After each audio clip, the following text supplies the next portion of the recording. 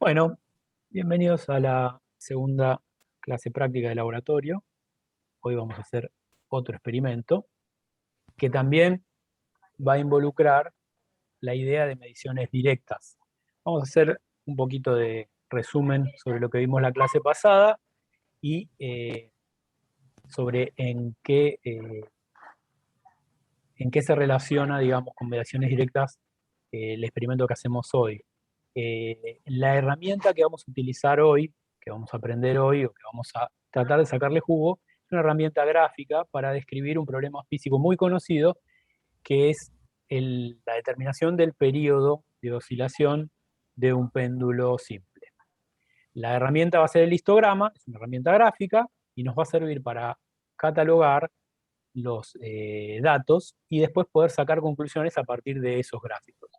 ¿Sí? Vamos a continuar con esta práctica la clase que viene. Pero la clase que viene vamos a hacer otro enfoque, un enfoque en el cual el análisis de datos va a ser a partir de la estadística, o sea, a partir de matemática. Vamos a hacer matemática con los datos y vamos a procesar esos datos para hacer una descripción que va a tener muchos puntos de contacto con lo que charlemos hoy. De hecho, nosotros para la práctica de hoy les vamos a pedir otro informe que recuerden, va sin nota para simplemente ser corregido y que ustedes tengan más idea de cómo se confecciona un informe.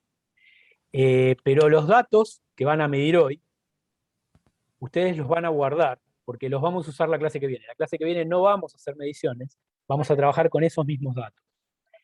Y el procesamiento que vamos a hacer va a ser complementario y de hecho va un poquito más profundo que el que vamos a hacer hoy. Así que no solo van a tener que guardar los datos que midan, originales, las mediciones, sino también los gráficos de los histogramas que hagan hoy. Todo eso lo tienen que tener guardado. Obviamente, esto que les estoy diciendo es básicamente la idea de todo laboratorio de física. Uno siempre va guardando todo lo que mide porque el conocimiento va evolucionando de manera escalonada. Uno llega hasta cierto nivel, eso es un tema conocido y entonces la próxima vez no tiene que empezar desde abajo de vuelta, empieza desde acá y va incrementando su conocimiento cada vez más.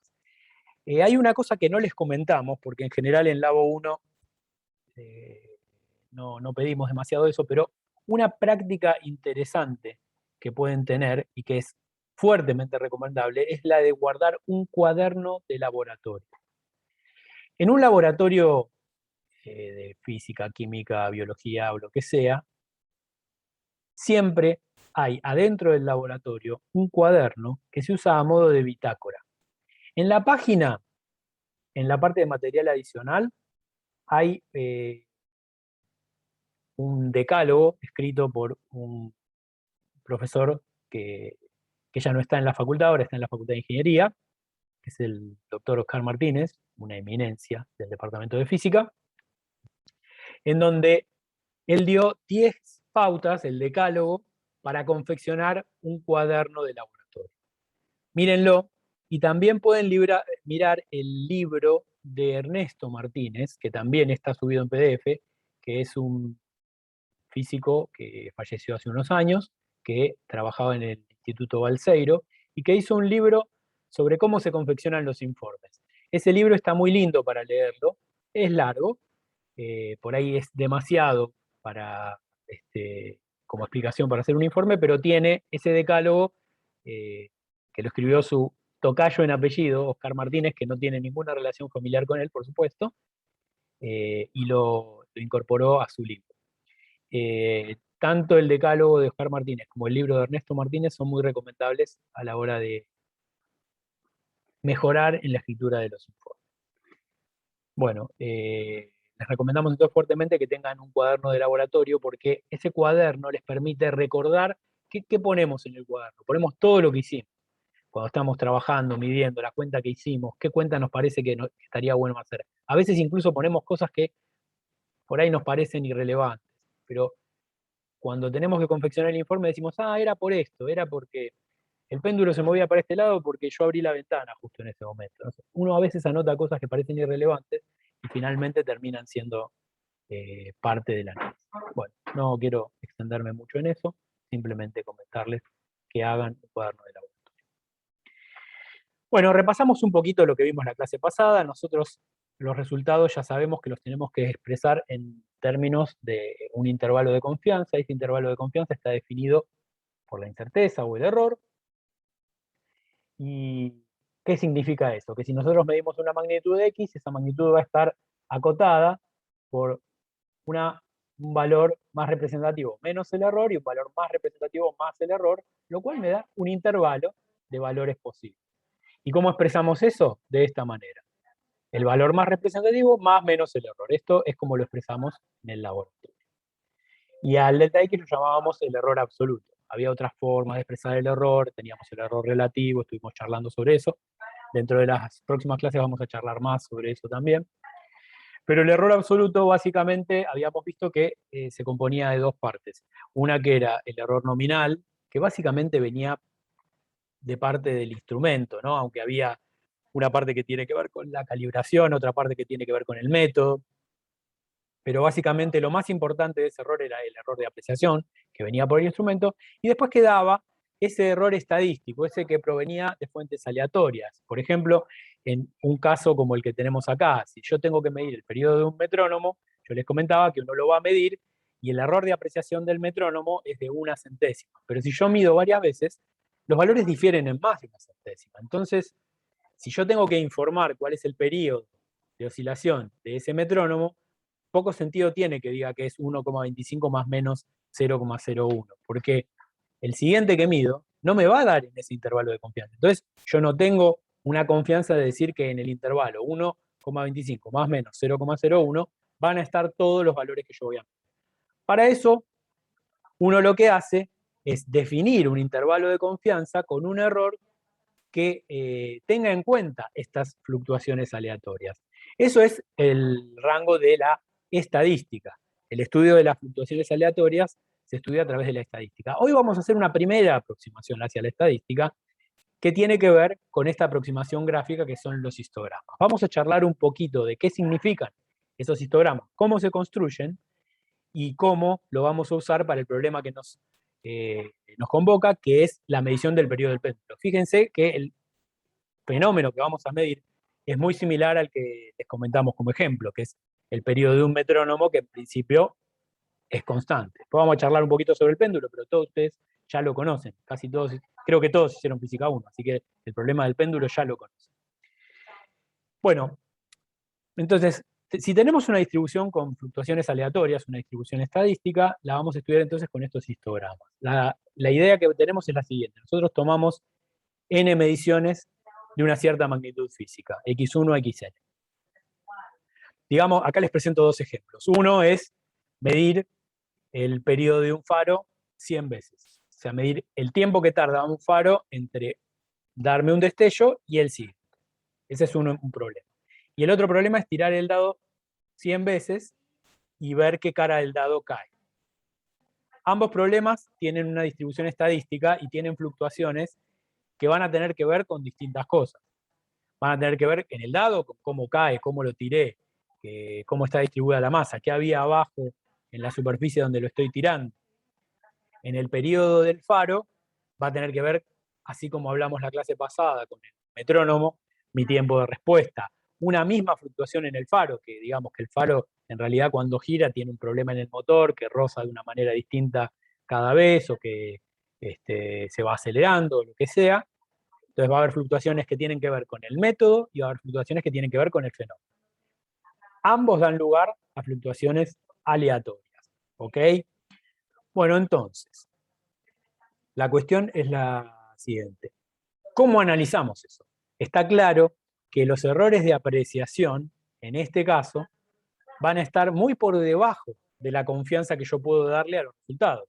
Como decíamos antes, si yo mido el periodo de alfa y me da que las fluctuaciones son mayores que el error de apreciación, eso quiere decir que mi confianza en ese dato no está en un rango acotado por el error de apreciación. ¿Cómo hacemos entonces? Bueno, lo primero que podemos hacer es hacer lo siguiente, agarrar una representación gráfica en coordenadas cartesianas de esa distribución de datos. Disculpen, en general a mí me gusta subirles la clase antes de que la tengan, pero esta vez no llegué a tiempo. La voy a subir ni bien terminemos la clase. Voy a subir el PDF de esta presentación, ¿sí? Pero mientras sepan que la van a tener. Bueno, como les decía, entonces en el eje de las abscisas uno coloca la variable que quiere catalogar. Por ejemplo, en el caso de tirar el dado, voy a catalogar en la variable abscisa, voy a poner cuál es la cara del dado que estoy obteniendo en cada medición. Y en el periodo del faro, lo que puedo hacer es agarrar el tiempo mínimo que medí y el tiempo máximo que medí y catalogar en pequeños intervalitos, que yo los puedo distribuir como yo quiera. En el caso del dado es obvio, la cara 1, la cara 2, la cara 3, 4, 5 y 6. En el caso del periodo del faro, yo voy a tener un tiempo máximo y un tiempo mínimo, y voy a tener que dividir ese intervalo para contar el número de ocurrencias que ocurren en cada uno de los intervalos. ¿Se dan cuenta? O sea, yo lo que hago es dividir en subintervalos este intervalo grande, de tal manera que en el primer intervalo tengo un número de ocurrencias que será 2, en el otro será 6, en este será 10, y así sucesivamente. Voy teniendo cajitas en donde meto todos los datos que yo acabo de medir. ¿Se entiende entonces la idea del histograma? ¿Está claro? Si lo ponen en escrito, Miguel, fíjate vos. Si no lo dicen.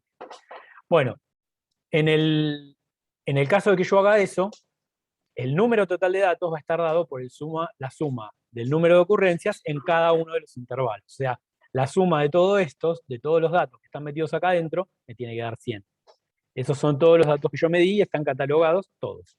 ¿Sí? Fíjense que yo le puse una forma distinta a esto, y es muy probable que cuando yo vaya cambiando el número de mediciones, o sea, supongamos que yo en lugar de 100 hago 1000 mediciones, entonces probablemente la distribución de esos datos vaya cambiando de forma de alguna manera. Se vayan distribuyendo de una forma más regular, más irregular, más distribuida uniformemente. Por ejemplo, si yo paso si yo paso de 100 a 1000, de 1000 a 10.000, lo que voy a ver es que estos dibujitos van a ir cambiando. Vamos a ver un poquito entonces cómo se construyen estos histogramas y algún poquito de terminología para entender de qué estamos hablando. Bueno, el histograma entonces dijimos que es una representación gráfica en coordenadas cartesianas de la distribución de los datos. O sea, de cómo se distribuyen los datos en la variable que yo coloco en el eje de las abscisas. Si yo digo, tengo un intervalo que va desde el x mínimo más el tamaño que yo le di a los intervalos, que es arbitrario, eso lo puedo dar yo, el tamaño que yo quiera, y eso se llama intervalo de clase, en inglés le dicen bin size, y acá está simbolizado con la letra A. Y fíjense que yo tengo un rango que va de x mínimo a x máximo, ahí tengo todos los datos, y si pongo como tamaño del intervalo de clase A, el primer intervalo va a ir del mínimo hasta el mínimo más A. Bueno, y así sucesivamente voy metiendo todos los datos en cada uno de esos intervalos que voy contando, y el último intervalo va a ser el x máximo menos A hasta el x máximo. Y después, bueno, todos los que están en el medio. Tengo todos esos intervalos. Profe, perdón, Sí, disculpe que lo interrumpa. por favor. ¿El A cómo lo calcula con esa fórmula que está ahí abajo? Claro, en realidad, No a me quedó ver, todo claro. depende, claro, no, es que no, en principio es algo que vos definís. Fíjate que está relacionado con la cantidad de intervalos de clase que vos quieras hacer. Si vos querés tener muchos intervalos de clase, esta cantidad C, vas a tener como muy finita la distribución, muy finito, perdón, cada uno de las líneas, de las columnas que se ven ahí, porque vos querés tener muchos intervalos de clase. Entonces, la formulita de acá te dice, vos agarrás el x máximo, el x mínimo, y lo dividís por la cantidad de intervalos de clase que querés tener, y eso te va a dar el tamaño del intervalo de clase. ¿Está bien? O sea, lo determinás en términos Perfecto. de la cantidad de intervalos que vos querés poner. De hecho, eso es ¿Hay alguna recomendación dependiendo de la cantidad de datos que uno hay una, saca?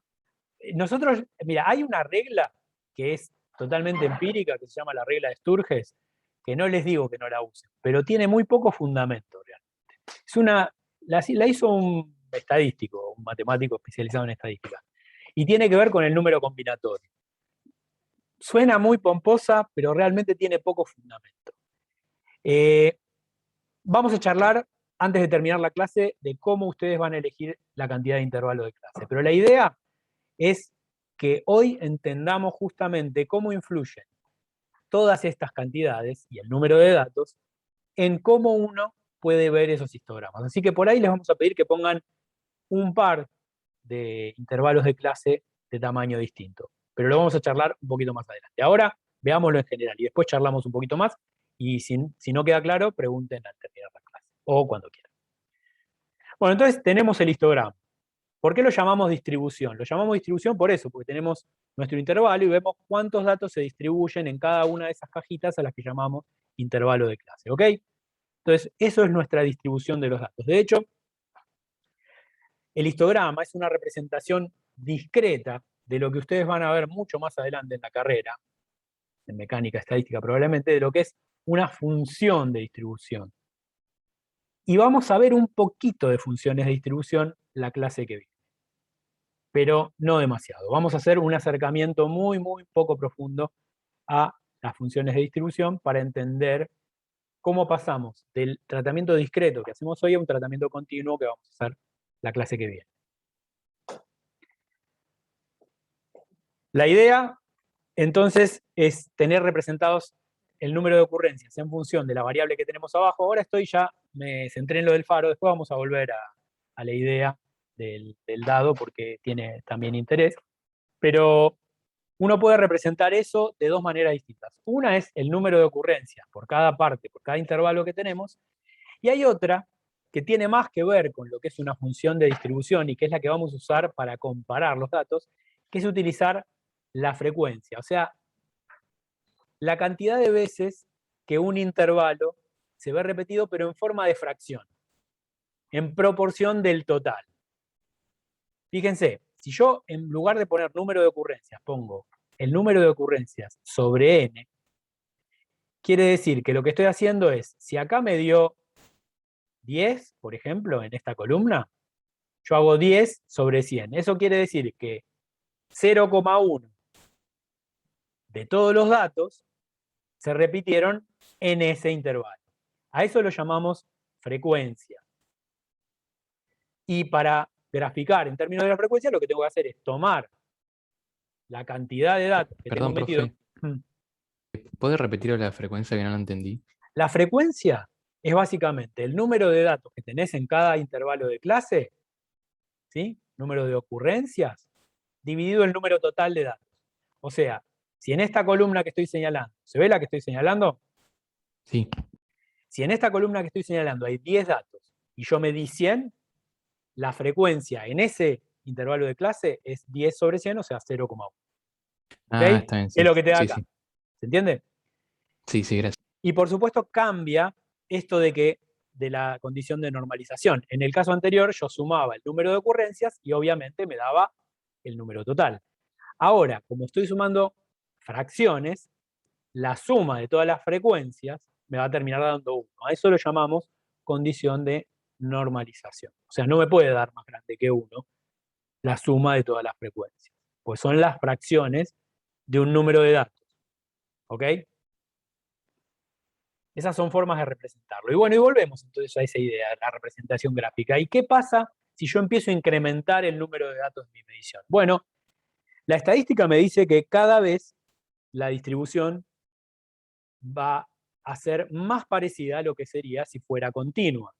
Y no es difícil imaginarse lo que va a pasar. O sea, yo ahí tengo un gráfico a la izquierda de cómo se distribuye la serie de repeticiones en que un dado cae en la cara 1, la cara 2, la cara 3, la cara 4. Pero ustedes saben que si el dado fuera perfecto, o que cuantos más veces yo lo tire, eso va a tender a que cualquier cara tiene la misma probabilidad. Entonces, en principio yo lo que esperaría es que eso me diera una distribución uniforme. O sea, que todos tienen la misma chance de ocurrir.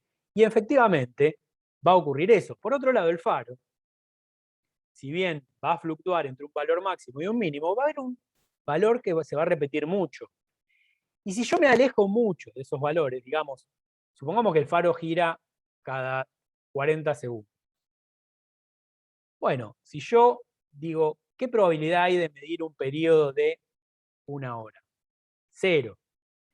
De medir un periodo de 1 minuto, bueno, quizás ahí tenga alguna probabilidad de medir algún periodo de 1 minuto. De medir uno de 45 segundos, y probablemente ahí crezca un poco la probabilidad. Y seguro va a crecer la probabilidad de encontrar un periodo de 41 segundos o de 40,5. O sea, como que la probabilidad va a estar centrada, pero va a haber un número más probable al medio. O sea, son dos problemas bien distintos. Uno con probabilidad uniforme y otro con una probabilidad de tipo acampanada. ¿Qué va a pasar si yo incremento el número de datos? Bueno, en principio lo que voy a empezar a ver con el dado es que cada vez se parece más a que esto es equiprobable. Y en el caso del faro voy a ver que esto se parece cada vez más a una campanita. En realidad, yo tendría que hacer el experimento, pero es lo que intuitivamente todos entendemos por un problema en donde tenemos un valor más probable, como el del faro, y donde tenemos 6 valores equiprobables, como el caso del dado. ¿Qué pasa si lo incremento todavía más? Bueno, en algún momento prácticamente voy a ver que la distribución de esos datos es completamente uniforme, en el caso del dado, y que en el caso del faro se va haciendo muy parecido a esta línea que yo dibujé acá. En el caso del dado, no tengo más, acá hay una diferencia concreta. Fíjense, en el dado yo les dije, no hay que definir intervalos de clase porque ya es obvio, porque tengo el 1, el 2, el 3, el 4, el 5 y el 6. Es un problema discreto, o sea, yo no puedo tener probabilidad de medir de que el dado caiga en una cara que está entre el 1 y el 2. No tiene sentido poner el 1,5. ¿Sí? En cambio, en el faro, yo puedo medir la variable entre el máximo y el mínimo de manera continua. Dado eso, cuando yo vaya incrementando mi número de datos, esta distribución se va a parecer cada vez más a la uniforme, pero va a seguir siendo discreta. Mientras que esta cada vez va a tener valores más en el medio y cada vez va a tener una descripción que se puede asemejar más a una descripción continua. Sobre eso vamos a profundizar mucho la clase que viene. Pero hoy lo vamos a ver solamente desde el punto de vista gráfico, que es el que define los histogramas. Y esto que estoy graficando acá, esta frecuencia que estoy graficando acá, ahora ya es más una distribución de probabilidades. Fíjense que si yo le llevo esto a alguien y le digo, mira, acá se distribuyen las frecuencias en las cuales yo obtuve las mediciones de tal fenómeno, el dado o el faro. Él me va a decir, ah, bueno, entonces quiere decir que vos tenés una probabilidad muy alta de encontrar el periodo del faro en 1,1 y esa probabilidad baja para un lado y baja para el otro. Mientras que en el caso del dado, la probabilidad de obtener cualquier cara es uniforme. O sea que esta frecuencia, cuando yo mido mucho, idealmente cuando el número de mediciones tiende a infinito, es lo que llamamos la distribución de probabilidades. Por eso se dice que el histograma tiene una tendencia en probabilidad hacia la estadística. ¿Sí? Cuanto más yo mido, más se parece esto a la distribución de probabilidades. ¿Ok? ¿Hasta acá? Sí. Bueno, entonces vamos a ver algunas características, algunas mediciones. Ay, perdón, se me pasó, porque no veo la parte de arriba yo. Vamos a ver algunos parámetros característicos. ¿Qué parámetros característicos podemos sacar de ese histograma? Bueno, hay varios. Uno es lo que se llama moda, en los libros de estadística, a veces se llama valor más probable, y es básicamente, ahí hay formas en que lo van a ver en los libros, como MO o XMO o lo que sea, y es básicamente el valor que representa a la columna que tiene el máximo de frecuencia. Ahí está centrada, pero podría estar en cualquier lado. El valor más probable es el valor que representa a al intervalo de clase dado por la máxima frecuencia. ¿Se entiende? Es este. Por eso la moda está puesta como una línea en el medio de ese intervalo de clase. Ahí hay una decisión que tomar, ¿no? O sea, yo tengo un intervalo de clase que es finito, que mide A, mide el tamaño del intervalo de clase. Entonces yo tengo que decidir cómo defino cuál valor representa a esa columna, a ese intervalo de clase. En general, uno toma el valor del medio de esa columna. Cuanto más pequeño sea el intervalo de clase, más fácil es tomar esa decisión, pero en general uno tiene que tomar una decisión. Otro valor importante es la mediana.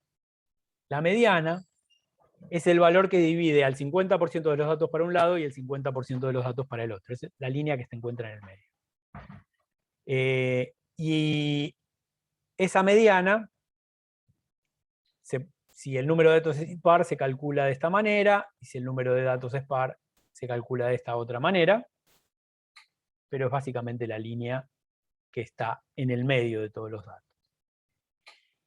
Y finalmente hay otro sobre el cual vamos a hacer, simplemente lo voy a mencionar porque todos lo conocen, pero vamos a hacer poco análisis hoy, que es la media o promedio o media aritmética. El promedio es básicamente la suma de todos los datos medidos dividido el número de datos medidos. Estos datos, en probabilidad, tienden todos a coincidir. Cuando yo mido infinitas veces, todos deberían dar lo mismo en un problema en donde tengo estadística simétrica. Hay casos en que no la hay, pero en un problema en el que tengo estadística simétrica, todos estos datos deberían tender en probabilidad al promedio. ¿Sí? Eso es lo que se conoce como, en realidad es una parte de lo que se conoce como teorema central del límite. Por supuesto, nosotros vamos a medir un número finito de datos, entonces vamos a encontrar distintos valores para la moda, para la mediana y para la media. Y en parte la idea va a ser analizar cómo es esa tendencia en probabilidad. Lo que vamos a hacer es medir un número muy grande de datos y después analizar pequeñas fracciones de esos datos medidos para ver cómo tienden en probabilidad al ir incrementando el número de datos. ¿Ok? Bien, esto no sé por qué lo puse de vuelta, es simplemente repetí la misma transparencia o tienen la misma idea que tenía antes. Entre los datos que tienen, entre la información que tienen en la página está cómo convertir entre número de ocurrencias y frecuencias. Está también cómo confeccionar un histograma en el origin, que es lo que vamos a hacer. Igual, al final de la clase, les vamos a comentar un poquito cómo se confecciona un histograma. Ahora, Miguel, me doy cuenta que yo le pedí a Juan que lo haga y Juan no va a estar para ese momento. En todo caso, se los cuento yo o vemos cómo hacemos. Pero abro el origin, les comparto la pantalla y les hago un histograma así a mano para que vean cómo se hace, pero hay videitos y hay tutoriales de todo en el material que pusimos en la página, así que tienen todo ese material para ver. Bueno, y justamente lo que decíamos, ¿cómo es esa tendencia en probabilidad? Ahora está todo junto. Fíjense que en general, cuando uno va aumentando el número de datos, lo que conviene para hacer una descripción más clara es incrementar también la cantidad de intervalos de clase y por lo tanto disminuir el ancho de esos intervalos. ¿Para qué? Para que la tendencia en probabilidad sea llegar a esto que tenemos acá, que es una curva de distribución, para una variable continua, como lo es el tiempo. O sea, nosotros vamos a empezar a hacer una descripción discreta, y hoy nos vamos a quedar con eso. Vamos a ir de acá, acá y acá, para ir tendiendo a la descripción continua, pero nuestra descripción es discreta. En la descripción continua, n tiende a infinito y el intervalo de clase tiene un diferencial. ¿Sí? Por eso tratamos con frecuencias y no con número de ocurrencias. Porque si tratamos con número de ocurrencias, fíjense que si yo reduzco a 0, lo hago diferencial, el intervalo de clase, el número de datos tiende a 0 también. Entonces tengo que tratar con frecuencias y con intervalos que son diferenciales. Finalmente, lo que voy a trabajar es con una curva de distribución que, como les dije antes, es la densidad de probabilidad de ocurrir, que tiene de ocurrencia un cierto fenómeno en un intervalo. ¿Ok? Pero sobre esto es un spoiler alert. Hoy no vamos a hablar nada de eso, vamos a dejarlo para la clase que viene. Hoy quédense con la descripción del tipo histograma, pensando que tenemos que pensar en ir hacia el continuo. En base a eso, va a ser que les vamos a pedir que analicen los datos. Ok. ¿Y qué es lo que vamos a analizar? Bueno, vamos a analizar nuestra distribución discreta y vamos a obtener nuestros valores representativos pensando que la clase que viene vamos a hacer una descripción continua de ese mismo fenómeno.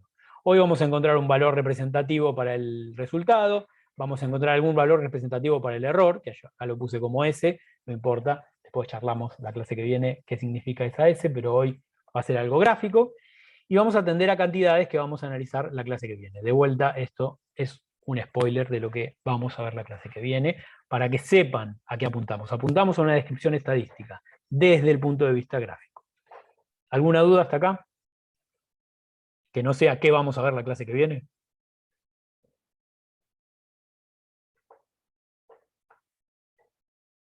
Bien, ¿sigo? Bueno, solamente para que tengan idea, hay varias distribuciones teóricas, y en realidad teóricas y empíricas. O sea, según el fenómeno físico pueden ocurrir, los datos se pueden distribuir de muchas maneras distintas. Las distribuciones más comunes que uno puede tener, en el caso de variables discretas, son la que se llama binomial, la poissoniana, y después en las continuas, las más comunes son la gaussiana o la exponencial. Y depende del fenómeno, uno va a observar una u otra. La gaussiana, que es la más común, es la que proviene, pero vamos de vuelta, vamos a charlar la clase que viene, es la que proviene de que tenemos un solo valor más probable, que la probabilidad decrece a 0 hacia ambos lados, y que la probabilidad de cometer un error infinito es 0. En realidad son 5 características, las vamos a discutir la clase que viene, pero básicamente vamos a pensar en un problema que se adapta mucho a la idea teórica de lo que es medir el periodo de un faro, o de un péndulo, o de un metrónomo. Vamos a ver que la distribución gaussiana parece ser la que más se adapta a eso. Salud. Bueno, seguimos. ¿Qué es lo que queremos analizar entonces hoy? Nosotros queremos hacer histogramas y analizar si la curva es simétrica, si la curva está como sesgada hacia la derecha, sesgada hacia la izquierda, en términos de cómo se distribuyen la media, la mediana y la moda, mirar qué es lo que pasa y tratar de encontrar una descripción generalizada a partir de la fenomenología de cómo es el fenómeno del periodo del péndulo. Porque en principio la teoría, y la vamos a repasar un segundito, en un segundito, nos dice que el periodo del péndulo es 1 y depende de la longitud del péndulo y de la aceleración de la gravedad. O sea que si yo no cambio la longitud del péndulo y no cambio la aceleración de la gravedad, el periodo del péndulo debería ser un número y se debería repetir siempre el mismo. Ahora, a ustedes no les llamó la atención cuando yo les dije que con el metrónomo probablemente yo obtenga distintos valores. Bueno, la pregunta entonces es, ¿cómo se distribuyen esos datos? ¿Esa distribución cambia con el número de datos? ¿Es sesgada hacia la derecha? ¿Sesgada hacia la izquierda? Ese tipo de análisis es el que esperamos que hagan en el trabajo de hoy y lo presenten en el informe la clase que viene. El miércoles que viene, antes de las 14, de la misma manera que presentaron este informe hoy. Y en la que nos vamos a concentrar tanto como, digamos, como faro a seguir, en este caso no como faro que medíamos, sino como faro a seguir, es en la gaussiana. Para la idea del error, pues yo les dije la moda, la mediana y el valor medio, todos me dicen algo sobre el valor más representativo, ¿se dan cuenta, no? O sea, la moda es el valor que se repite más veces. La mediana es algo así como el valor que está entre medio del máximo y el mínimo, es como algo que me identifica el valor más representativo. Y el valor promedio, nosotros sabemos que si queremos saber más o menos cuánto mide un alumno de Labo 1, lo que hago es medir la altura de ustedes, la promedio, y digo, bueno, la altura de un alumno promedio es tal. Entonces, son todas ideas del valor más representativo. Entonces, ¿cómo vamos a dar una idea gráfica del error teniendo el histograma? Bueno, hay dos sugerencias que se nos ocurren a nosotros. Una es usar el ancho, altura, mitad, que básicamente consiste en hacer el gráfico, hacer el histograma, trazar una línea a la mitad de la altura máxima, o sea, tomo la altura máxima, que es esta, me paro a la mitad de esa altura, trazo una línea y me fijo cuál es el ancho de la distribución en unidades de la variable que estoy midiendo, o sea, en unidades de la abscisa, cuál es el ancho de la distribución. Y fíjense que eso de alguna manera me está diciendo el ancho en el cual tengo una probabilidad alta de encontrar el resultado. ¿Sí?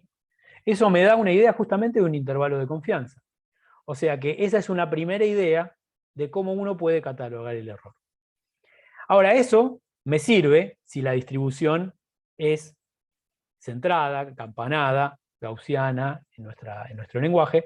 Ahora, si la distribución no tiene esa forma, o tiene una forma más irregular, o es uniforme, otra cosa que puedo hacer directamente para catalogar mi intervalo de confianza sería el X máximo menos el X mínimo. Digamos, si a mí me dijeran cuál es el intervalo de confianza para si vas a obtener el 1 o el 6 en el dado, entonces ahí voy a tener que decir, bueno, todos son equiprobables, o sea que puedo tener del 1 al 6, cualquiera.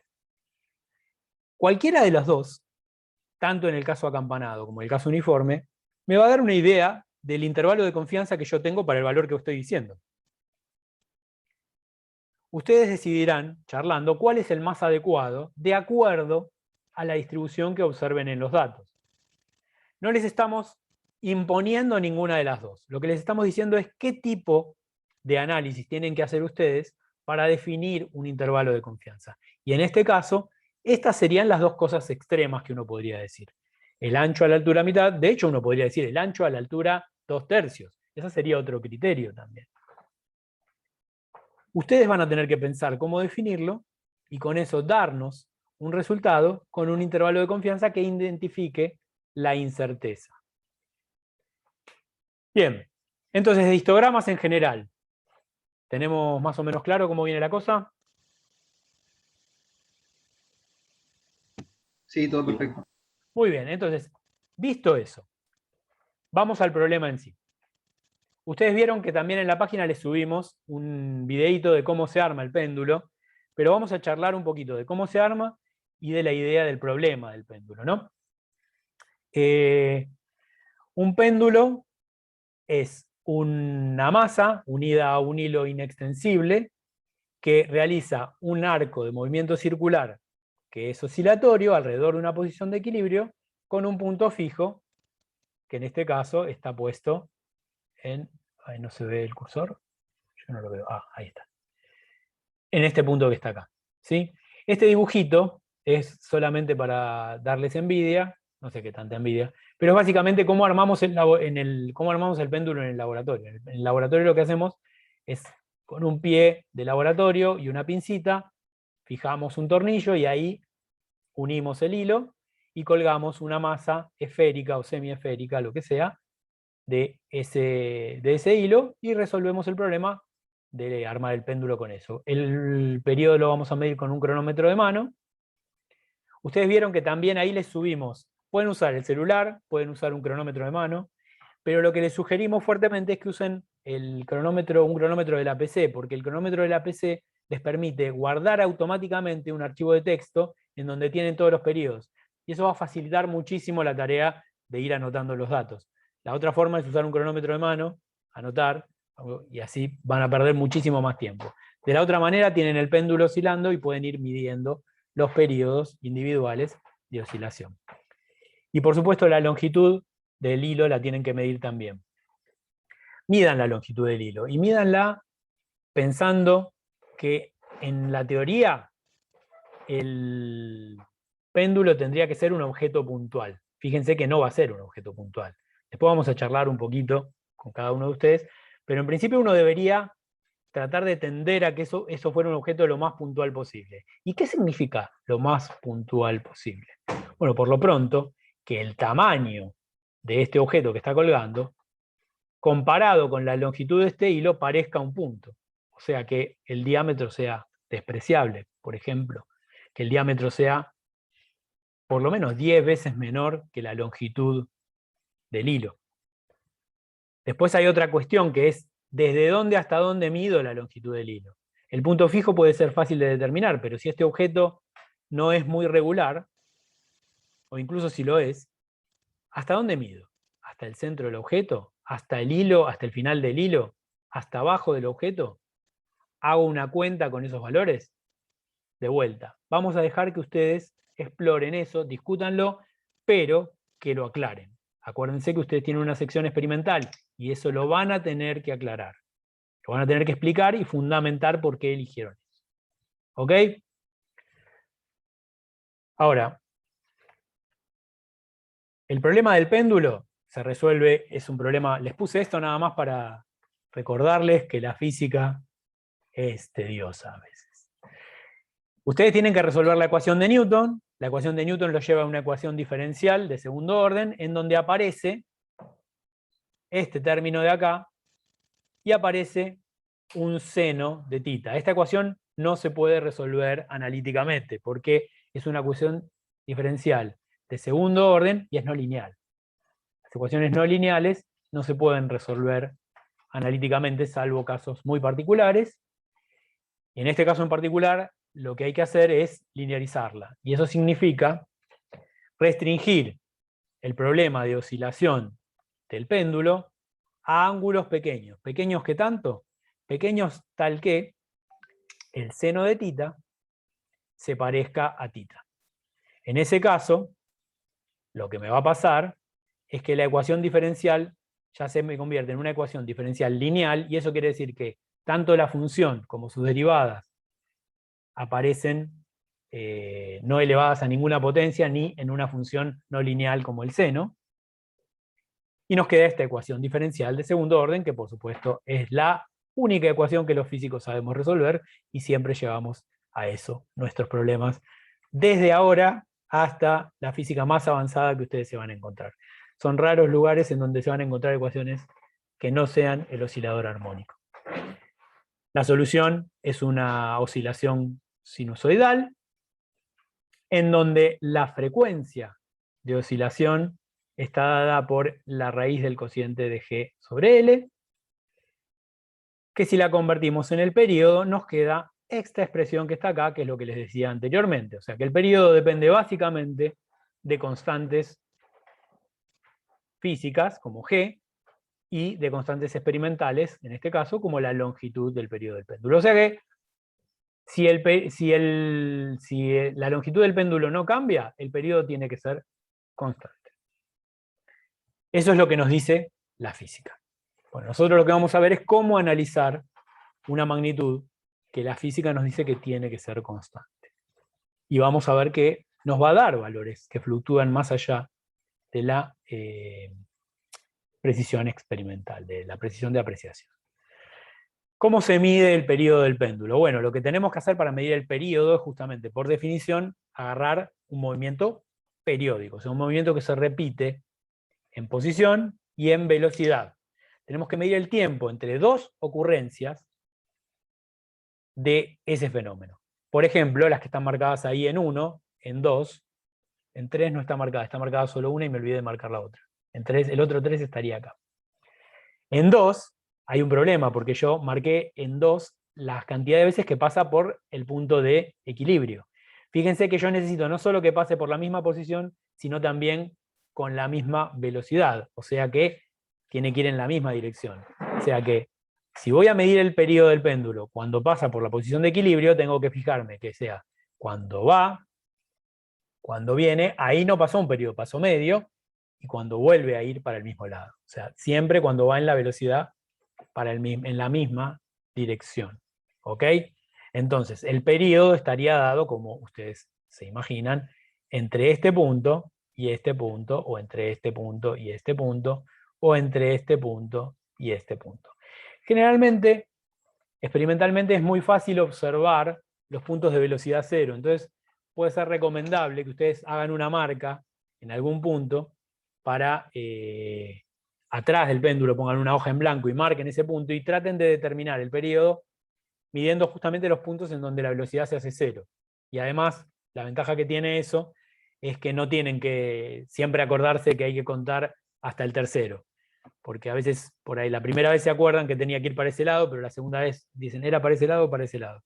Entonces capaz que tiene sentido usar el 1 o el 3, marcarlo, y medir el periodo del péndulo en ese sentido. ¿Ok? En cualquier caso, decisión de ustedes. Y no mucho más, porque la idea es entonces que se larguen a medir ahora. La idea es la siguiente, lo que vamos a hacer es de ese péndulo que armamos entre 80 y 100 centímetros, la idea de esa longitud es más o menos para que les dé un tiempo medible del orden de algunos segundos, de 1 segundo, 2 segundos, más que de algunos segundos. Ahí les puse pesar la masa.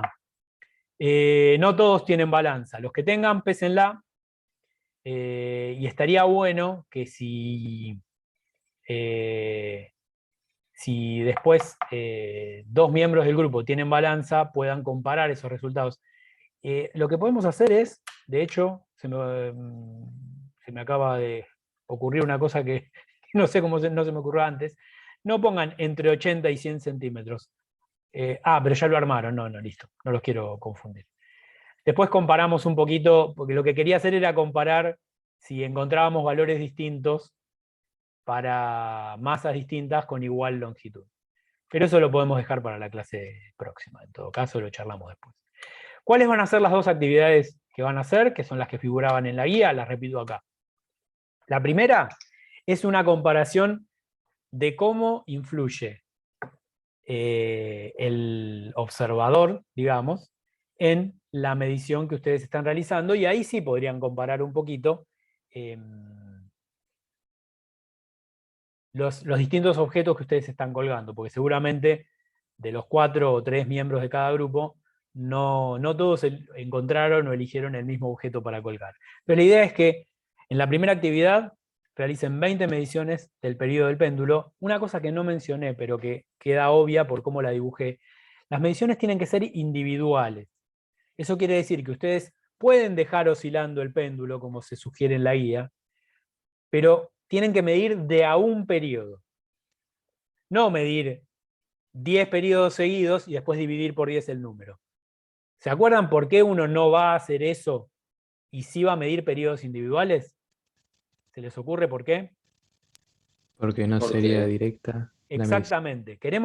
Hoy queremos evaluar mediciones directas. No quiere decir que después no vayamos a analizar qué ocurre cuando hacemos esas mediciones de manera indirecta. Lo vamos a hacer. Pero hoy vamos a analizar mediciones directas. Entonces, déjenlo oscilar unas cuantas veces si quieren, pero midan periodos individuales.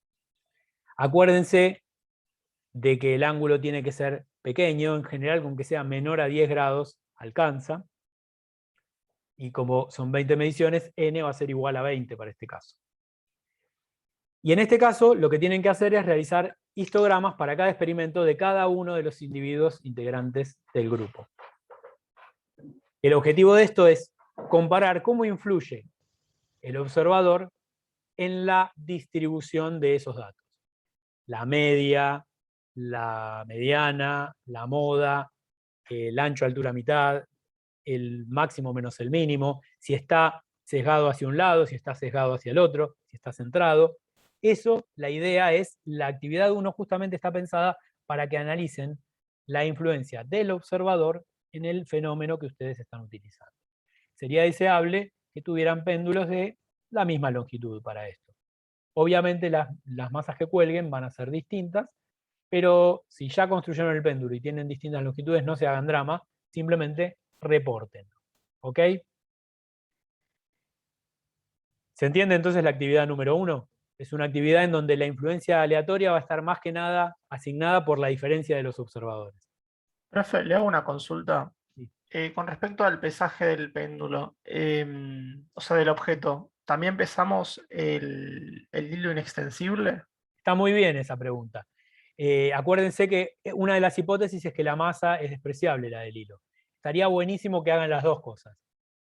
Que pesen el hilo y la masa, si quieren, y después pesen la masa sola o el hilo solo, o que pesen ambos independientemente. Estaría buenísimo que hagan las dos cosas. No es obligatorio porque sé que no todos tienen balanza, pero si lo pueden hacer, háganlo con el mayor detalle posible. En todo caso, no desarmen el péndulo hasta terminar, y después cuando terminan hacen las mediciones. Muy bien.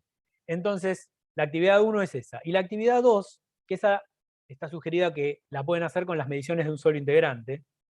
No quiere decir que no puedan hacerlo. Por ahí está bueno que si son 4, que hagan 2 intentos, porque por ahí algunos datos se pueden analizar mejor que otros. Ustedes lo decidirán después. Ahí agreguen 180 mediciones, nada más.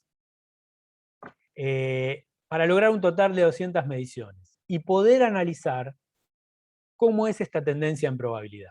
No vamos a llegar a 10.000 datos, no se preocupen. Yo sé que ustedes querían llegar a 10.000, pero no. Los vamos a acotar en 200 nada más, así terminan a tiempo. Y la idea es dividirlo en 5 series distintas. Una de 10, una de 20, una de 50, 100 y 200 datos. No los acomoden en... Por ejemplo, los programas les permiten acomodarlos de mayor a menor. No hagan eso. Tómenlos de la manera aleatoria en que surgieron. La idea es ver cómo es la tendencia en probabilidad siguiendo la estadística del fenómeno que están analizando para esa magnitud física. Entonces, de esas 5 series que tienen, en la guía les puse 4, me acabo de dar cuenta, son 5. Realicen histogramas para cada una y en ambas actividades obtengan los valores característicos y los que representan la incerteza para cada serie. O sea, el análisis lo van a hacer en términos de qué cosas. Lo van a hacer en términos de cómo son los histogramas de cada distribución, de cada experimento, y de cómo evolucionan estos valores característicos y... se me muere y cómo evoluciona la incerteza, este ancho, altura, mitad, el máximo menos el mínimo, etcétera, etcétera. Y todo lo que ustedes puedan observar sobre los gráficos. Fíjense que, así como la clase pasada estaba orientada a números, esta va a estar orientada a analizar gráficos. Los gráficos van a estar centrados en algún valor más probable y todo eso, pero esencialmente lo que queremos ver es cómo se comporta la distribución de los datos. Y en este caso, para analizar la distribución de los datos, lo más eficiente parece ser hacer dibujos, hacer gráficos de variables, de cómo es la frecuencia de repetición de una cierta variable en función del intervalo de clase. En la actividad 1, que es la que representa cada integrante, vamos a analizar cómo se distribuyen los datos, similitudes y diferencias, cómo cambian los valores característicos y los errores dados por el ancho, altura, mitad, o el máximo menos el mínimo, que ustedes decidan, y finalmente informar como valor más representativo, más menos el error. Comparar y generalizar. Y en la actividad 2, que es la que les decimos que tomen los datos de uno de los integrantes, lo mismo. Pero ahora, en vez de en función del usuario, que es siempre el mismo, en función del número de datos de cada serie. ¿Cómo se va construyendo esta tendencia en probabilidad de la que yo les hablaba en la clase? La forma depende de n, ¿cómo cambia? La distribución parece ser uniforme o tener un único valor más probable. ¿Qué esperaban? ¿Qué obtuvieron? Y a partir de los resultados y los análisis, finalmente reporten el mejor valor del periodo del péndulo posible con su certeza, y ahí, conclusiones. Sobre las conclusiones no les vamos a dar mucho detalle, escriban lo que ustedes crean que pueden extraer de las conclusiones, recordando el hecho de que las conclusiones no son salió bien, salió mal. Las conclusiones son lo que se extrae de lo que ustedes obtuvieron. Lo que ustedes sí pueden decir es, mi hipótesis era que iba a obtener tal cosa, pero obtuve tal otra. Eso sí, pueden decir. Pueden, en base a la hipótesis que ustedes proponían, pueden decir si sí o si no se cumplió.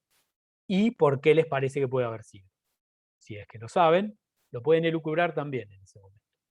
Lo que no puede aparecer en las conclusiones es dio mal, dio bien, y tampoco puede aparecer en las conclusiones algo que ustedes no presentaron o que no se ve reportado en ninguna parte del informe. ¿Ok? ¿Alguna duda sobre esto? Yo tengo una duda. Cuando miramos el largo del hilo, ¿no? Ahí vamos a tener también una incerteza. Eso lo tenemos que poner también, sí, ¿no? Totalmente. Ustedes ya saben medir longitudes y ya saben asignar incertezas a esas longitudes. Pero ahí te voy a dar, además, otra cosa que te da más dudas sobre cómo determinar la incerteza de ese periodo. Fíjate lo siguiente. Yo les decía que había dudas sobre todo en cómo medir esa longitud. ¿Desde dónde la mido? ¿La mido desde este punto hasta este punto? ¿O desde este punto hasta este punto? ¿O desde este punto hasta el centro de la esferita? Y eso es si tengo una esfera o cualquier objeto regular. ¿Qué pasa si tengo colgado el objeto que encontré, que era, no sé, un conito, lo que sea, una plomada de forma cónica? O si no tenía nada y se me ocurrió colgar esto. ¿Sí? ¿Hasta dónde mido la longitud del péndulo? Y mejor, ¿cómo determino el intervalo de confianza de esa longitud que medí? Yo les voy a comentar algunas cosas que espero que ustedes las discutan y en base a eso determinen la longitud más o menos el error. Una solución conservadorísima sería decir, yo no tengo idea dónde está la longitud entre la que va desde acá hasta el borde superior y desde acá hasta el borde inferior. Yo sé que seguro la longitud está entre estos dos valores. Entre el hilo solo hasta la bolita o el hilo más el diámetro de la bolita. Eso es mi máxima incerteza. Mi intervalo de confianza más grande. Eso es lo máximo que ustedes pueden poner como incerteza, el tamaño del objeto. Ahora, si ustedes tienen una idea distinta y dicen, bueno, pero pará, yo sé lo que es el centro de masa. Yo podría medir hasta un lugar que fuera muy cercano al centro de masa y ver si lo puedo medir con la incerteza de apreciación de mi instrumento. Si yo lo mido 20 veces, agarro mi cinta métrica y mido 20 veces la longitud hasta el centro de masa, y las 20 veces que lo mido, 20 o 10 o 5, me da lo mismo, entonces yo puedo decir que la longitud es esta, más o menos el error de apreciación. ¿Ok? Pero hay una pregunta, ¿no? O sea, yo sé cuál es el centro de masa, lo mido, y ahí no tendría, o sea, la medición, si yo le sumo a eso, esa distancia al largo de la soga, ¿no dejaría de ser directa ya? Mira, yo no te estoy diciendo que le sumes, yo te estoy diciendo que midas la longitud hasta ahí. Te estoy diciendo que agarres la cinta métrica y lo midas hasta el centro de masa. ¿Sí? Claro, sí, sí. Lo que yo pensaba es que, bueno, la mayoría de los objetos tienen volumen, o capaz alguien consigue algo que sea chato, pero yo en mi caso tiene volumen. Entonces, si yo en vez de medir el largo como de la soga, ¿no? Solamente mido hasta el centro de masa, lo que voy a obtener es la hipotenusa, ¿no? De un rectángulo que se va a formar. Totalmente. Entonces, va a perder como la exactitud, por así decir. Fíjate que podés incrementarla, está bien lo que vos decís. O sea, él lo que está diciendo, estaría buenísimo que yo tuviera, a ver, hay una pizarra acá, ¿no? Yo nunca me acuerdo cómo poner una pizarra. Ah, pero a ver si puedo. No, creo que ahí lo puedo poner. Lo que él está diciendo es que lo que están midiendo no es esta longitud, sino esta. ¡Ay, horrible! Bueno, pero se entiende, ¿no? Sí, sí, se entiende, se entiende. Es la longitud que va desde este punto hasta este punto, que es una hipotenusa, que se dobló ahí. No sé por qué alguien le pegó al péndulo. ¿Todos entienden lo que estaba diciendo recién? O sea, digamos, si ustedes tienen esta esferita y este hilo, lo que miden en realidad es no la longitud del hilo, sino esta longitud. ¿Ok?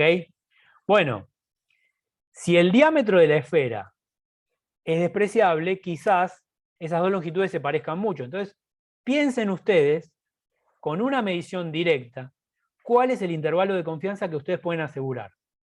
Piénsenlo. ¿Está bien? Claro, sí, sí, o sea, si capaz si yo tengo un objeto chiquito, este ancho no me representa tanto a lo que es el largo de la soga. O ese ancho te mete una incerteza que está en el orden Claro. de el diámetro o por ahí un poco más, o lo que fuera. Por otro lado, recuerden que la longitud hay que medirla y reportarla, pero no hay que usarla en ninguna cuenta. Así que, si bien pueden pensar, por ahí pueden pensar una medición indirecta de la longitud, que sea la medida de dos longitudes y hacer una cuenta. Y estimar, a partir de eso, cuál sería el intervalo de confianza que pueden darle, aunque sea una medición indirecta. Pero, piénsenlo, discútanlo y tomen la decisión, y por supuesto consúltennos cuando pasemos por ahí, cuál es la mejor forma para medir esa longitud. ¿Está bien? Perfecto, sí. O sea, no les respondí, lo que les dimos es algún cierto grado de ideas para que ustedes tomen la decisión de cómo reportar el error de esa longitud. ¿Alguna otra pregunta? Profe, yo quería saber si tenía algún Jorge. consejo por el hecho por el tema de medir el ángulo. Yo sé que es menor a 10 grados, pero si tiene algún método o algo que dar. Fíjense que medir el ángulo con un transportador, que es lo primero que uno pensaría si no me dicen nada más, puede llegar a ser engorroso, sobre todo si es chiquito. Porque uno comete un error del orden de más o menos lo que va a poner.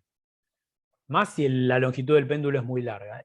Pero ustedes tienen otra herramienta muy útil para encontrar una relación entre variables lineales que les permite relacionarlas muy directamente con el ángulo, que es la trigonometría. O sea, ustedes lo que pueden hacer es, a ver, la construcción del péndulo puede ser, cuelgan este objeto de acá, cuelgan este objeto. Atrás de ese péndulo colocan una hoja en blanco, que no sé si tengo. Uy, Dios mío, no tengo ni una hoja en blanco, no puede ser. No importa, colocan una hoja en blanco acá atrás y dibujan el triángulo que representa esos 10 grados. Y lo dejan pegado en la pared de atrás que van a usar ustedes como guía para disparar el péndulo siempre desde el mismo lugar. ¿Está bien? Una vez que tienen eso, incluso pueden marcar, pueden colocar una silla en el lugar desde el cual van a alargar siempre el péndulo. Pueden usar todas las ideas que se les ocurran para largarlo siempre de la misma posición. Eso decídanlo ustedes, piénsenlo, pero piensen que la idea es repetir siempre las mismas condiciones. ¿Está bien? ¿Se entendió? Sí, gracias, profe. De nada, Jorge. Bueno, y sobre eso, una cosa sobre la que no hice suficiente énfasis, recuerden que tienen que hacer mediciones individuales, que lo pueden dejar oscilando unas 10, 15, 20 veces, pero no lo dejen oscilando 100, 200, 600 veces. ¿Por qué? Porque el movimiento del péndulo es ideal cuando el ángulo es pequeño, la masa es despreciable, perdón, la masa es puntual, la masa de la soga es despreciable, pero además cuando el movimiento es plano. Y cuando yo dejo oscilando el péndulo mucho tiempo, empieza a influir el rozamiento del entorno que tengo, en este caso el aire, que lo estamos ignorando también en el péndulo clásico, en el péndulo simple, y también empieza a influir el hecho de que el péndulo va a empezar a realizar un movimiento cónico, y ahí ya tenemos otro problema. Entonces, no lo dejen oscilar 100 veces. Déjenlo oscilar más, a lo sumo 20 veces, párenlo y lárguenlo de vuelta. Traten de repetir las condiciones lo mejor posible. Y traten de que el movimiento, de estar seguros, que el movimiento sea plano. Fíjense si el movimiento ocurre en un plano, también es importante. A veces, si uno hace mal el punto fijo de arriba, el péndulo ya empieza oscilando en cualquier dirección, porque hay algún bordecito en el cual choca el hilo y me lo hace oscilar en cualquier dirección. Traten de conservar lo mejor que puedan las condiciones del péndulo simple, porque ese es el que estamos analizando. ¿No? ¿Alguna otra duda sobre esto? Hola Joaquín, ¿cómo Sí, ¿qué estás? tal? ¿Cómo estás, Román? Muy bien, ¿vos? Muy bien. Qué bien. Mira, tengo una pregunta. Dime. Más que nada por el tema de la hipótesis. Por ejemplo, ponerle que yo quiero yo quiero decir, bueno, a partir de la fórmula del periodo del péndulo, a mí me parece que el tiempo va a dar, el periodo va a ser tanto. Pero el tema es que, por ejemplo, si yo tengo la L con mi certeza, tengo que como propagar error ahí, ¿no? Sí. Así que Y no lo hago. no lo vamos a hacer hoy. Lo que vamos a hacer es, Ah, en bueno. todo caso, vos podés poner una hipótesis, podés decir, la teoría, y citás, acordate que si vos citás la teoría, la tenés que presentar en la introducción y poner referencias bibliográficas, etcétera, etcétera. Vos podrías partir de que tu hipótesis es que esperás un periodo del péndulo de tanto. Bien. Por hoy no le vamos a poner error a eso. En todo caso, Listo. lo que vamos a esperar, y eso sí por ahí está bueno, es que en el histograma, si nosotros dibujáramos, si nosotros pusiéramos en el histograma el valor del periodo calculado, nos diera cerca de donde está el valor más probable. Eso sería que nuestra medición es consistente con el valor que vos esperabas por hipótesis. Teórico. Claro. ¿Está bien? Perfecto. Sí, Esa genial. sería una forma de Gracias. analizarlo. Pero una Dale, forma perfecto, gracias. sería mucho más formal lo que vos decís. Pero no vamos a propagar el error hoy. Lo vamos a propagar recién, dentro de 2 clases. ¿Ok? Perfecto. Entonces Bien. me surgió otra duda, o sea, cuando nosotros calculamos el ángulo, ¿no? Con seno, coseno, lo que sea, trigonometría, ahí también había un error, cuando nosotros medimos en la hoja, no lo propagamos ese error, ¿no? Fíjate que no lo vamos a propagar tampoco. No lo vamos a propagar, pero además fíjate que el ángulo es una condición inicial, ni siquiera es un valor que vamos a usar en ninguna cuenta, ni vamos a usar en nada. O sea, ni siquiera aparece en la cuenta del periodo. O sea, que en ese caso, medio que no tendría problema. Pero, en todo caso, lo que pueden ustedes mencionar es que fijamos un ángulo de 10 grados de esta manera, no le colocamos error, pueden poner para no propagarlo, o no hace falta que lo comenten. Lo que hacen es que fijaron el ángulo de esta manera y listo, no le pongan error por esta vez. ¿Está bien? Pero está bien lo que dicen todos. Cuando uno hace cuentas, y ese es el problema cuando vamos construyendo de a poquito, uno tiene que empezar a propagar el error. Y todavía no lo dimos, por ahí alguno lo sabe hacer, no está mal si lo hacen, pero preferimos que se focalicen en el problema de hoy, que es analizar el periodo del péndulo mediante histogramas. Any Genial, other gracias. question? De nada.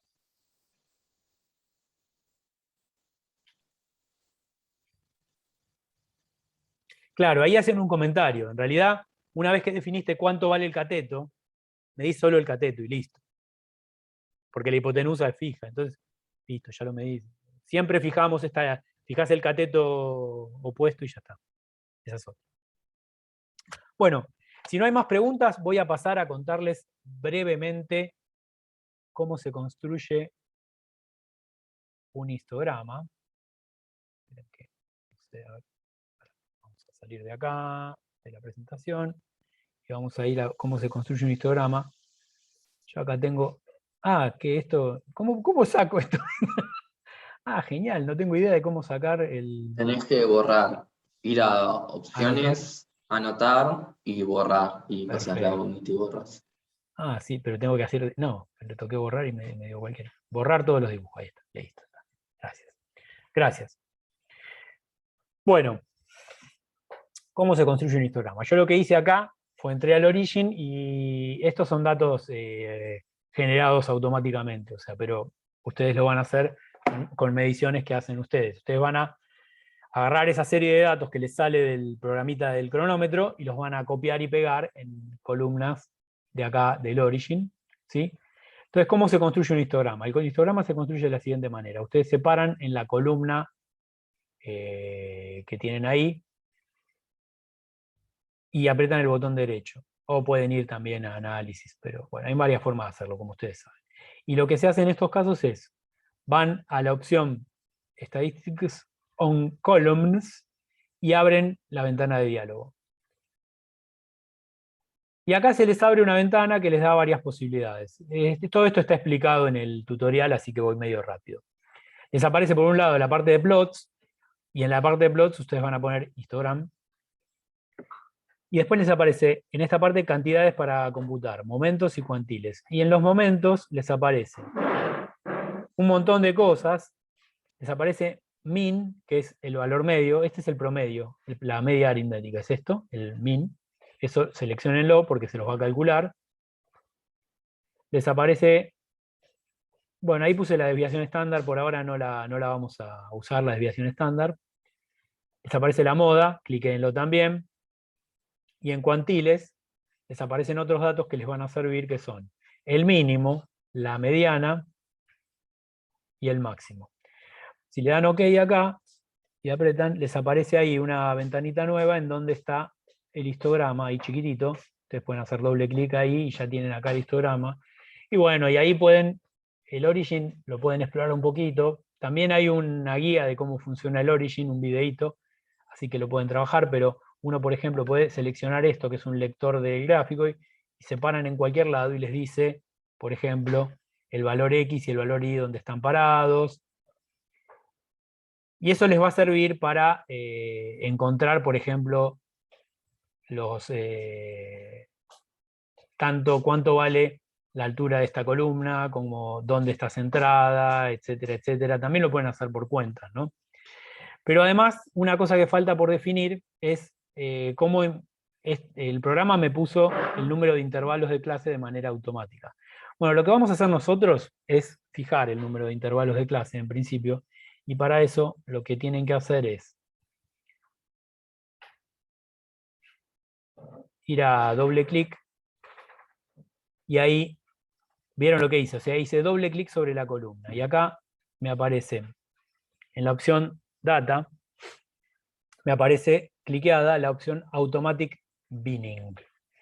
Bueno, la idea, ustedes lo podrían dejar así, podríamos trabajar sobre eso, el Automatic Binning significa que el programa decide automáticamente cuál es el número mejor de intervalos de clase que puede poner.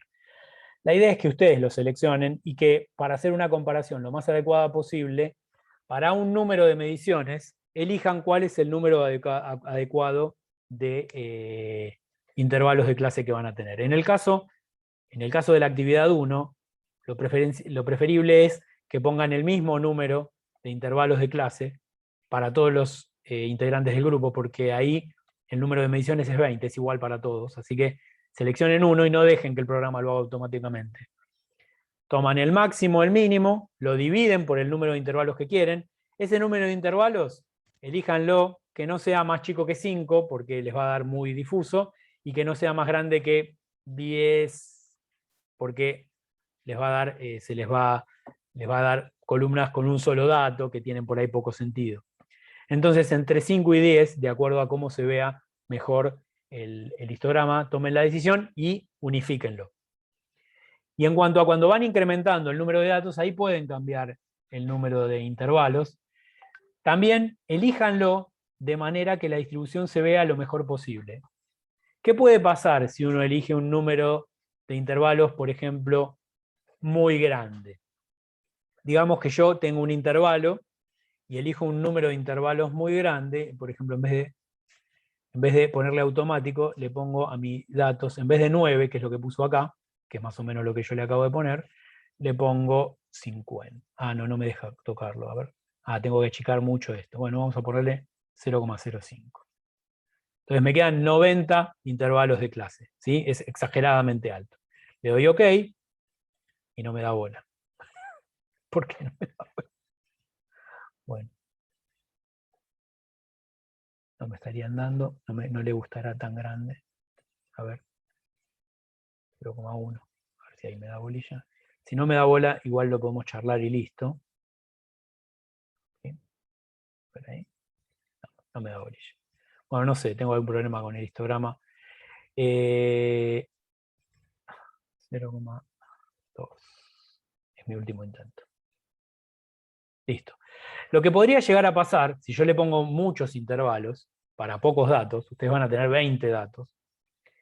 Si yo tengo muchos intervalos para pocos datos, lo que me va a pasar es que va a haber intervalos que no van a contener datos. Entonces va a ser muy difícil sacar una conclusión si muchos intervalos en el medio no tienen ningún dato y después tengo todos los datos centrados en algún lugar. Lo ideal sería que tuviera algo como esto.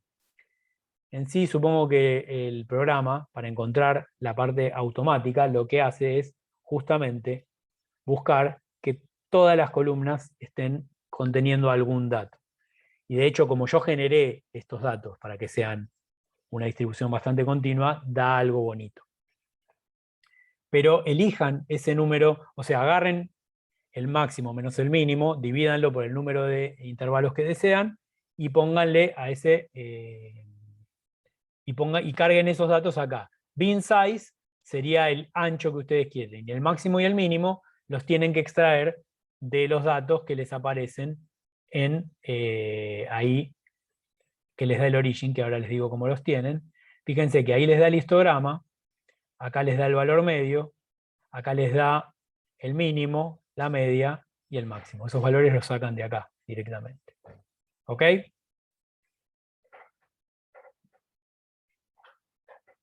Muerte a origin. Sí, lo vamos a matar un día.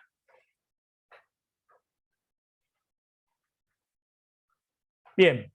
Bueno, ¿se entiende entonces lo que hay que hacer? ¿Cómo hacerlo? Háganlo en Python si quieren. No sé si hay una guía para hacerlo, me parece que no la pusimos. Pero si lo quieren hacer en Python, lo pueden hacer. No hay problema. Qué fundamentalistas que viene este curso. Me dicen acá que están los talibanes. Bueno, entonces si se entiende, vamos a cortar esto, ponemos pausa. Bueno, vamos a hacer un poquito el cierre y si aparecen algunas preguntas que ustedes pueden llegar a tener, las charlamos acá. Detalles que les comento que fuimos dándonos cuenta que no estaban suficientemente bien aclarados en la guía o en la clase que yo di. Por un lado, en el punto A de la actividad 1 se pedía un video, creo que lo aclaramos ya a todos. La idea es que todos los integrantes del grupo tengan un videíto cortito con 10 oscilaciones mostrando cómo armaron el péndulo y donde se vea cómo midieron el ángulo, cómo fijaron la posición de dónde largarlo, o sea, desde el principio del experimento, para que se vea bien cómo confeccionaron el experimento y que quede reportado en ese videíto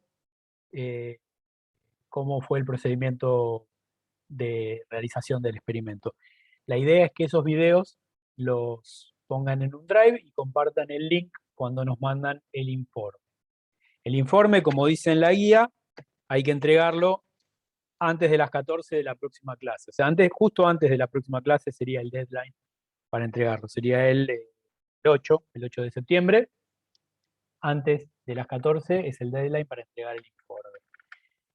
Ya hablamos mucho sobre el informe, así que ustedes en principio ya tienen las herramientas, no vamos a entrar mucho en detalles, salvo que ustedes tengan alguna pregunta concreta.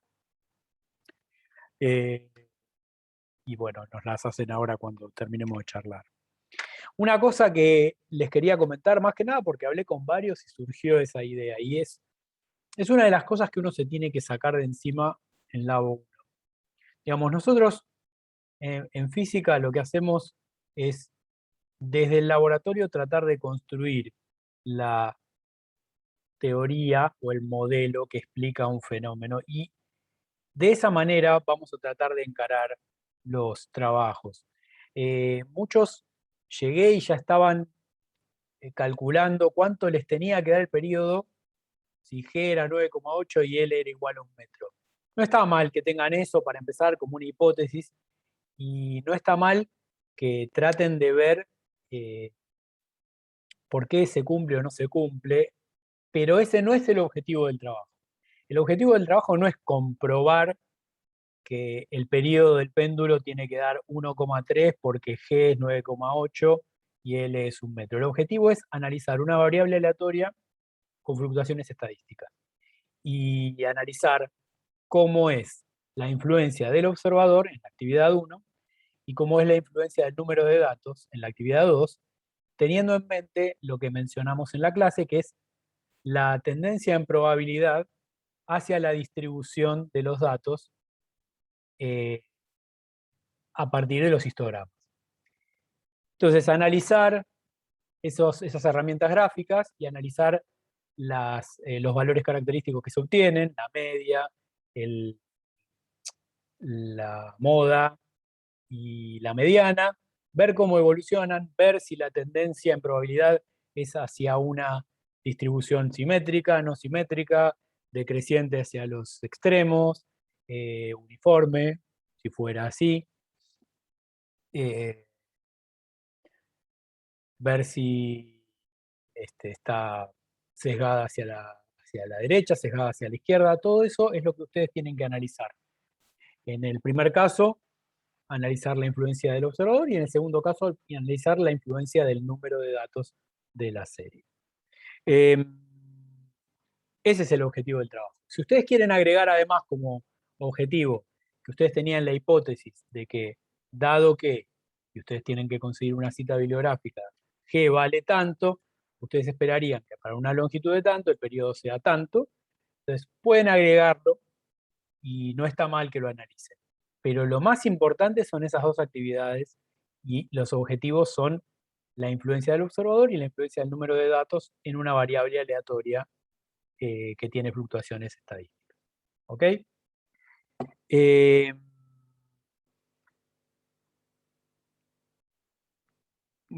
Sobre los intervalos de clase.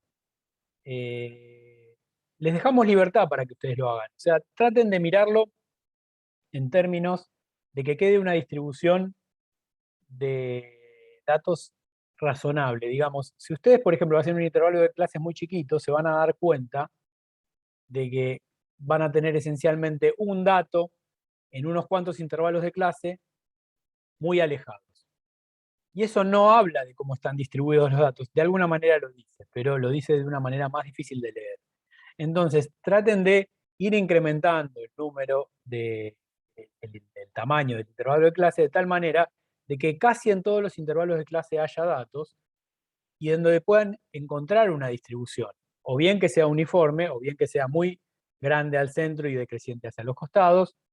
Traten de jugar con ese intervalo de clase de esa manera. Cuando trabajan en la comparación entre usuarios, ahí va a ser esencial que usen el mismo intervalo de clase todos. Ahora, cuando están incrementando el número de datos, puede ser que tengan que ir cambiando el intervalo de clase. ¿Entre qué valores? Bueno, la sugerencia que les había dado yo es entre 5 y 10. No mucho menos que 5, no mucho más que 10. Probablemente con pocos datos les va a convenir empezar con un intervalo de clases chico y después ir incrementándolo, o por ahí, con el mismo intervalo de clases les alcanza para toda la serie de datos. Poco probable, porque empiezan desde 10 datos y siguen hasta 200, así que seguramente va a haber ahí un cambio que tengan que hacer para que el histograma se vea de manera adecuada. Todos pudieron resolver el problema de cómo dibujar los histogramas, si es que usaron el Origin y les pasaba lo mismo que me pasaba a mí. Lo charlé con algunos, pero no sé si todos, si alguno más tuvo el problema. Profe, le hago una consulta. ¿Se pueden ordenar los datos a la hora de hacer el histograma? No. Ok. Porque tengo un problema, no me deja graficarlo. No te deja graficar, pero ordenarlo. Me deja graficarlo, pero me grafica cualquier cosa. O sea, me ponen los intervalos, me los pone re desordenados. Me pone 1,78, No, 1,9, entonces debes estar haciendo mal 1,78. alguna cosa. Ah, ok. Porque el histograma no depende del orden, depende, no depende para nada del orden. No, el tema es que si los ordenás le quitas la fluctuación aleatoria que nos va a servir para la clase que viene. Es importante, esta es otra cosa importante. En todo caso, Jorge, después lo charlamos un cachito, tu tema, pero debe haber algún error en lo que estás mirando. Es importante que conserven la serie de datos en el orden en que midieron las 200 mediciones. Porque la clase que viene vamos a hacer algo parecido a lo que hicimos en esta clase, y es muy importante que los mantengamos en el orden que surgieron. Jorge, te digo que no los ordenes, porque cuando vos selecciones 10, 20, 50, 100 y 200, si las ordenás en tamaño, las primeras 10 van a ser todas iguales, después te van a dar que crecen, después te van a dar que crecen un poco más. Si las ordenás de menor a mayor, no vas a tener un análisis estadístico que responda a la fluctuación real de la variable aleatoria, sino vas a tener un orden que te responde de menor a mayor. ¿Se entiende, no? Bien, después charlamos en todo caso lo que puede haber pasado con las mediciones y lo vemos concretamente. Bien, yo no tengo mucho más que comentar. No sé si Juan Pablo o Miguel se les ocurre algo más que valga la pena comentar, y si surge alguna pregunta, estamos para eso.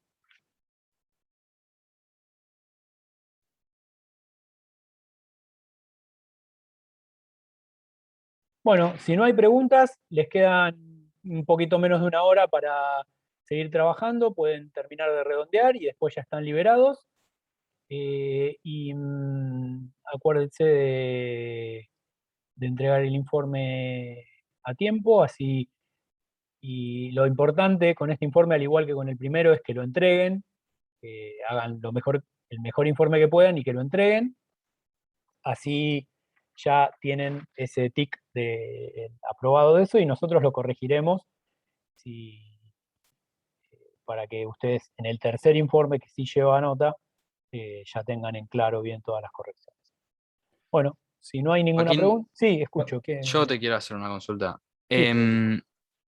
Los links de los videos del péndulo, Yes. ¿dónde los ponemos? En un En drive. el informe, digo. No, en el informe lo podés poner podés ponerlo como referencia, si querés, como referencia bibliográfica, y mandarlo a una referencia tipo bibliográfica, como si fuera una referencia a una página de internet. Pero lo más importante es que lo manden junto con el informe. Manden los links de por separado era. Sí, Ok, sí. Manden el PDF y los links de los videos. ok, buenísimo. ¿Está bien? Y otra consulta. Escucho. ¿Puede ser que cuando vayamos aumentando la cantidad de mediciones que hicimos, esos 5 a 10 bins que habías dicho se nos empiecen a quedar cortos y haya que poner Sí, más y más bins? sí, es lo que decía recién. Perfecto. Es muy probable que al principio te alcance con 5 bins y que representen, vos veas y decís, bueno, con esto veo que todos tienen datos, se ve medio continuo.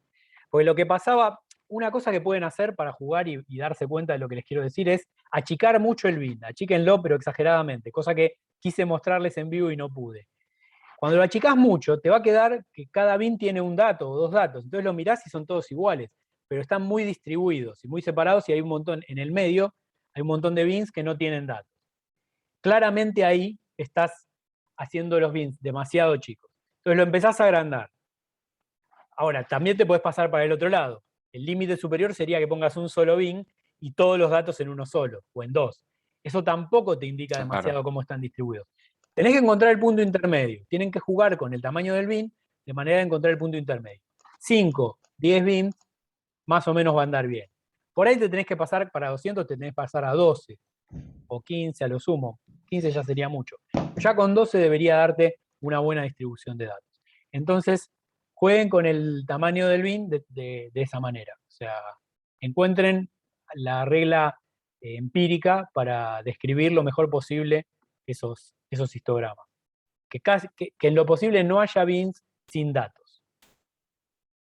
Iván, no entendí bien la totalidad a mostrar. Solo mostramos 10. Solo muestran 10. La idea es mostrar que el experimento lo encararon bien. La idea no es mostrar todos los experimentos, es simplemente mostrar una medición de muestra, de prueba, que permita ver que hicieron correctamente la medición, ¿sí? Que entendieron el concepto de la medición. Perdón. Sí, podés mostrar, o sea, lo podrías mostrar completo si se ve, sería genial. Si no se ve completo, podés ir cambiando enfocando todas las cosas. Por ejemplo, enfocando que el punto fijo es realmente un punto fijo, enfocando que tenés bien claro desde dónde estás midiendo y cómo repetís, dónde marcás el 0 y el T0 y el T final, digamos. O sea, andá moviendo la cámara lo necesario como para que se vea todo lo fundamental. O sea, en realidad ese video lo pueden hacer ahora, no hace falta que lo hayan hecho al principio, pero está bueno que lo tengan en cuenta y que lo manden para que veamos que realmente midieron adecuadamente.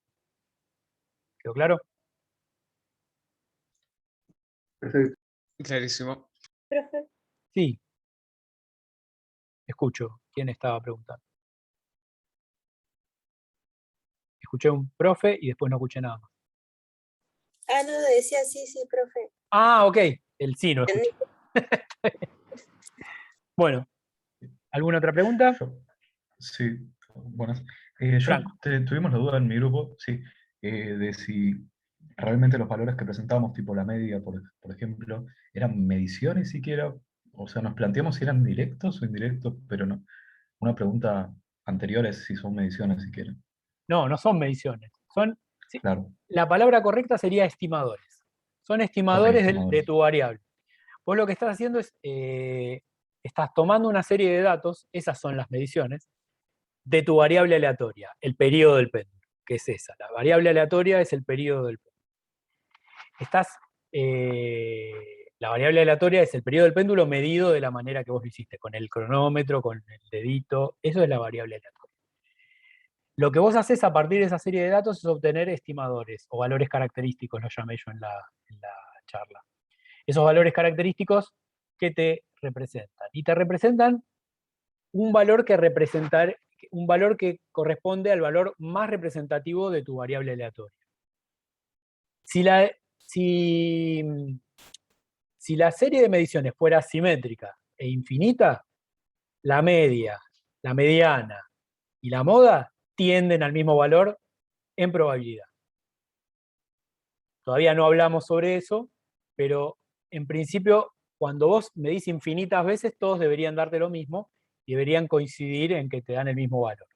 Ahora, nosotros vamos a analizar cómo evolucionan, cómo son uno y otro, porque todavía no tenemos, en el primer caso estamos muy lejos de llegar a infinitas mediciones, y en el segundo caso no estamos analizando solamente la serie de más mediciones, estamos analizando cómo evoluciona la descripción de esos valores característicos o estimadores cuando vos incrementás el número de datos. No son mediciones, son valores que vos obtenés. Ahora, a tu otro comentario, ¿son mediciones indirectas? Son valores que se obtienen a partir de mediciones. Y de alguna manera vos podrías replantear tu experimento y decir, mi método para determinar una medición es tomar, espero no confundirlos con esto que voy a decir, pero si lo confundí, si no lo entienden, bórrenlo de su mente y lo charlamos la clase que viene. Lo que digo es que vos podrías replantear tu método de medición y decir, yo no quiero analizar el período del péndulo. Yo quiero analizar el promedio de 20 mediciones del período del péndulo.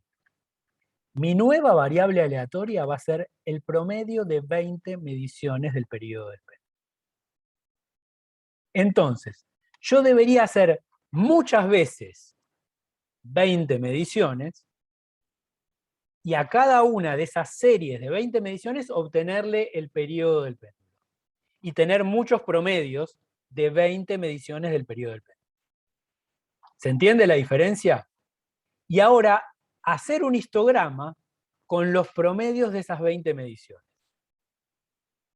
Esos promedios de esas 20 mediciones son mediciones indirectas. ¿Ok? ¿Te confundí o te aclaré? Me parece que lo Sí, tengo se que entendió. digerir. Ok. Yo por lo menos lo tengo que digerir. A ver, no es lo que estamos analizando acá y ni siquiera tienen que profundizar sobre eso. La clase que viene va a ser sobre eso, justamente. Vamos a tratar al promedio como una variable aleatoria indirecta. ¿Sí? Va a ser, de hecho, el punto de partida para tratar variables indirectas. Vamos a empezar a mirarlo desde ese punto de vista. ¿Ok? Ok, muchas gracias. Yo tengo una pregunta. Disculpe. El primer informe no lo vamos a tener para antes de la entrega del próximo No, de este reporte. no. Más que nada para capaz poder ver los errores y No, es que perfeccionarlos. justamente la idea es que estos dos informes ustedes los entreguen rápido y que nosotros les tiremos una avalancha de correcciones que se usan en el tercero. Que para ese, que va a ser el informe de la clase que viene, tienen 15 días. O sea que ahí van a tener todas las correcciones de todos los informes. Para ese informe van a tener todas las correcciones. Porque Ok, perfecto. si no, o sea, tendríamos que entregarles el informe mañana y tenemos vida todavía nosotros. No sé. Sí, aparte de preferible que lo hagan tranquilos, escriban bien todo No, y es que para el además tercero pensá que tengamos bien las correcciones. las correcciones de este informe ni del otro van a influir en la nota. O sea, son simplemente para que el tercero ya ustedes tengan todas las nociones. ¿Ok? Sí, perfecto. Yo para hacerlo este segundo más lindo que el primero. Sin duda va a ser más lindo. Es mucho más interesante este trabajo que el primero, además, eso es lo que tiene. Entonces hay mucho más jugo que sacarle desde el punto de vista físico. Hay mucho más que analizar.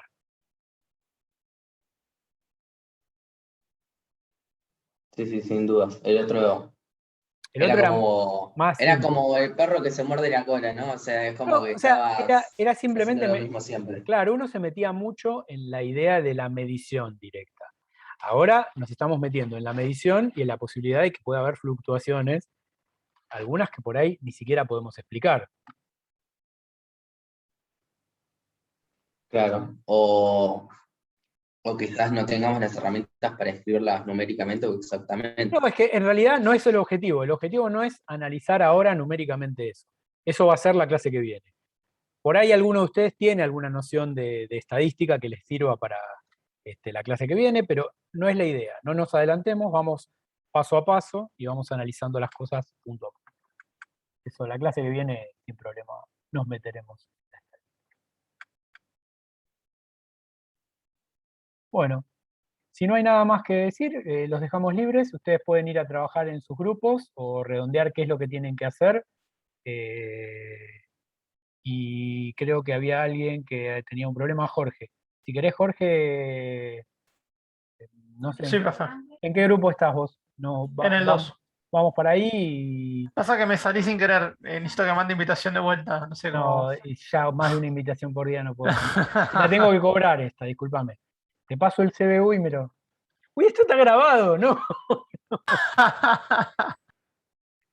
Bueno. Se edita. Claro, se edita todo. tenés razón. Es un chiste, es un chiste. Es una jodida. Es una joda para Videomatch. Claro. Bueno, si quieren vayan yendo cada uno a su grupo. El sueldo docente ya no alcanza, es verdad. Y Jorge, vos estás en el 2, te mando ahora y voy para allá. Yo estoy en la misma. En lugar de salirme del grupo, me salí en la reunión. A ver, Cuando volvimos. ¿quién lo dijo eso? Porque no estaba Acá, viendo. Franco. Yo Franco. estaba en las 6. Ah, te mando al 6, dale. ¿Alguien más que tenga Gracias. la situación? Yo también, al 9 puede ser. Lucía, sí, señora. Gracias. Hola, profe, yo también. ¿Quién es? ¿Quién es? No lo vi. Manuel Urizuela, Manuel. grupo 2. Grupo 2, sí. Ahí te mando. También, profe, por favor. Manuel Raca. Gracias. Y me queda Mauro Gamboa que no está asignado. Bueno, así, si quiere ir, que vaya. Bueno, voy al grupo 2 y ya estamos, creo. Yo tenía una consulta del Origin, que no sé si alguien puede venir al grupo, estoy en el 5 y se la hago ahí. No sé. Bueno, ¿va alguno de Dale, ustedes no dos? puedo. Bueno, Sí, yo voy una. al 2. Oye, ya va, yo no. tenía una consulta que no tiene que ver con la clase, pero está esperando a que terminaran de grabar para consultar. Ah, bueno, de hecho no sé por qué estoy grabando todavía. Claro, eso te iba a decir.